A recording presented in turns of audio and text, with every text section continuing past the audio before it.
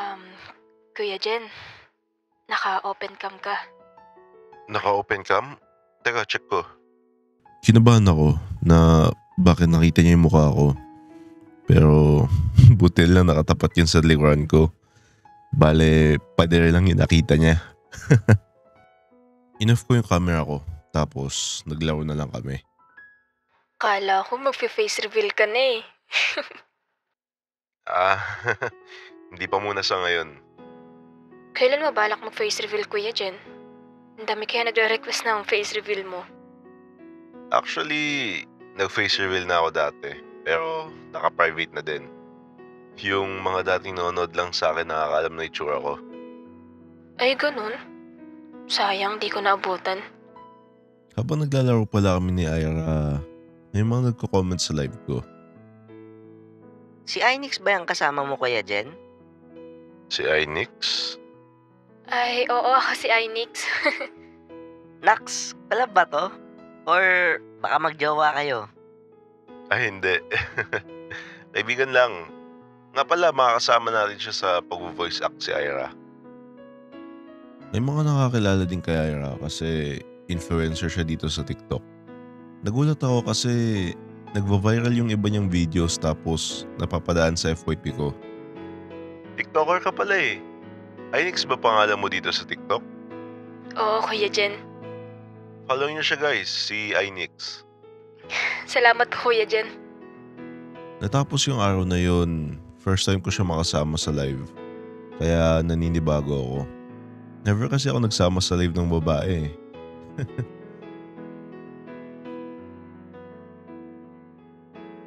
Dumating yung teacher namin at binigyan kami ng groupings para sa gagawin namin activity. Nakahanap na ng kapartner yung mga classmate namin. At ako na lang ata yung wala pa. Sino pa walang partner? Si Genesis at Ira wala pang partner. Nagkatinginan kami ni Ira. Tapos ayun na naman yung nanunokso niyang tingin. Lumapit siya sa akin tapos nakangiti pa. Lakas mga sar eh. Wala kang taka sa akin, idol. Kala niya siguro nakalimutan ko na yung sinabi niya sa akin na hindi niya na daw kakausapin si Jendesu. Isang chat ko pa nga lang sa kanya, nag-reply na agad eh. Kinilimutan niya agad yung pangako niya na iiwasan niya na si Jendesu. Kaya nga, bakit ba ako nagsiselos eh tinititrapan niya lang naman ako. Ay, Uy, parang di ka masaya maging partner ako. Anong sasaya? Sa akin mo na naman ipapasa yung activity na yan. Lo, tutulungan ka naman. Yan din sinabi mo nung partner tayo noon. Tapos ang ending ako gumawa ng lahat. Nagagalit ka pa nga kasi kinukulit kita na tulungan mo ako.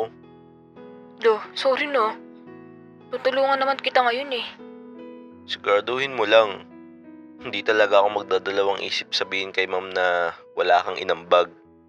Uy, meron naman. Ano? Ang ganda mo? Yan naman lagi sinasabi mo. Hindi. Ako na sa pagkain. Ay wow. Kaya kong bumili ng sarili ko. Kung hindi ka tutulong, pasensyahan na lang talaga. Oo na, tutulong na. Ginajig ka naman masyado.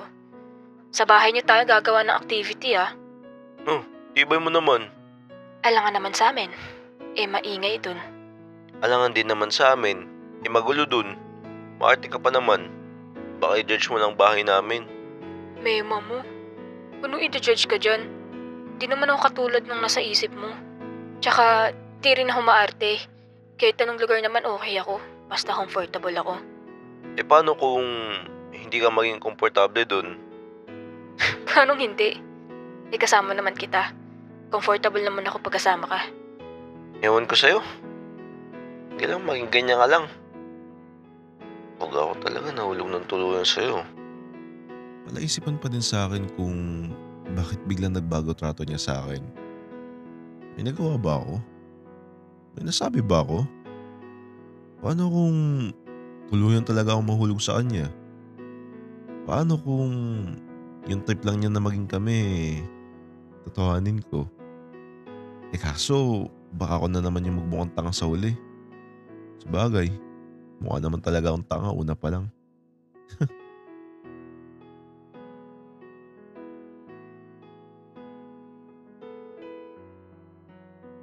Magkasabay kami ni Genesis sa paglalakad.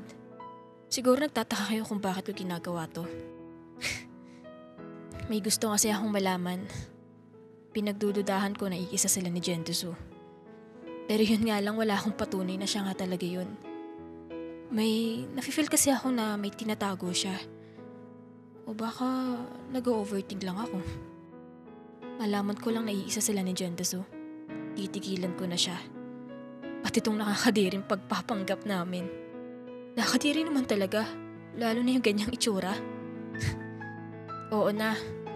Sabihin niyo ng laitera ko. At pangit ugali ko. Pero yun yung standards ko eh. Pinabagay ko lang sa itsura ko. Alam ko na alam niya na hindi ako seryoso sa kanya. Pero parang gusto din naman niya. Tamo, ma-fall lang sa akin to ng tuluyan. Kawawa to. Malapit na ba tayo? Sa kabilang kanto pa. Sana nag-tricycle na lang tayo. Alam mo, wala pa nga tayo dun, nagreklamo ka na. Hindi ako nagre-reklamo. Masabilis lang kung sasakay sana tayo. Sayang sa pamasahe. Kung gusto mo, ikaw yung sumakay. Antayin mo na lang ako dun sa kanto. Haha, kakatawa. Magkano lang naman pamasahe? Alam ko. Pero sanay lang ako maglakad. Di naman kasi ako tamad tulad mo. Tamad na ba porket gusto sumakay? Nakakapagod kaya?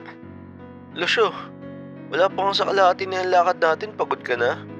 Kaartehan mo eh, no? Alam mo, nasasanay ka na sabihan ako ng maarte. Yan ba tingin mo sa akin? Ganyan ka pala kasud sa girlfriend mo ha? Tigil mo na pagpapanggap mo. Alam ko naman si Jende swabol mo sa akin, kaya ka lang malapit sa akin. Ay, bakit mo alam? Joke lang. Ito naman, seloso yung boyfriend ko. Umiwas siya ng tingin sa akin. Kahit anong pilit niya, hindi niya matago. Namumula siya tuwing kinikilig siya. Sarap pagtripan eh. Nakakasatisfy pag nakita mong apektado siya sa mga banat ko. Nang makarating kami sa bahay ni Genesis, simple lang naman yung bahay nila. Pumasok kami sa loob pero wala yung magulang niya. Pero nandun yung kapatid ng lalaki. May kapatid ka pala, hindi mo sinabi. Need ko pa bang sabihin sa'yo yun? Malamang, girlfriend mo ko eh. Pumasok kami sa isang pinto at ito na ata yung kwarto niya. May computer pala siya. In fairness, maganda yung setup niya. Akala ko, magulo dito. Mas malinis pa kwarto niya kaysa sa kwarto ko eh. Maupo ka muna. Umupo ako sa gaming chair niya. Nilibot ko yung paningin ko sa buong kwarto at parang familiar. Di ko alam pero parang nakita ko na to. Di ko lang matandaan kung saan. Bakit? Para kasing nakita ko na tong kwarto mo.